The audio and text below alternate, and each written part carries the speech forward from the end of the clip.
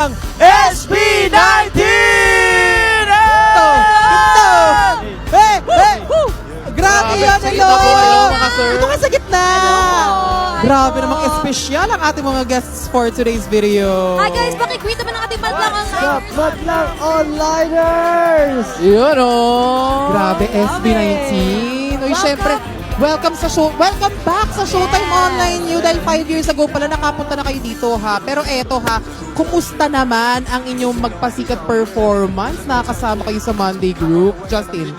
Ngayon po, parang super satisfied kami na marami talagang nakita namin sa audience and sa comment ng mga tao na talagang na-feel nila yung message na pinaparating namin. So we're very happy na maganda yung kinalabasan ng pinaghandaan ng Team Vice. I love it. Maganda nga, oo nga. And syempre, kamusta naman makatrabaho sa Meme Vice, Ate Karil and Kuya Ryan?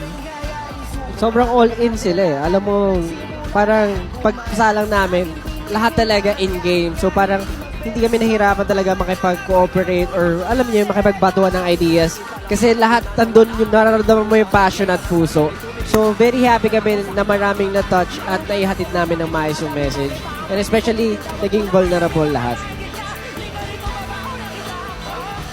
Kaya naman, SB19 dahil 15th anniversary ng Showtime, meron ba kayong message sa Showtime? Yes, message po namin sa Showtime. Unang-una, congratulations po at napaka-tagal na po ng show na to na patuloy na nagpapasaya ng mga madlang people natin. Sana po makasama pa namin ng matagal ang mga napakagagaling na mga host natin. And of course, yung pagpapasaya nyo ng tao, hindi lang yan sa mga normal na mamamayan eh. Damay na kahit kaming mga artist na nanonood, napapasaya nyo kami. So maraming salamat po. And sana, katulad ng sinabi ni Meme Vice, sana lahat po ng hopes and lahat ng sana natin matupad at magantay po tayo. Again, maraming salamat. Mahal na mahal namin kayo, Showtime. Maraming salamat SB19 sa pagpapaunlak sa amin at pagpapasaya sa ating madlang people. Maraming salamat and once again, SB19!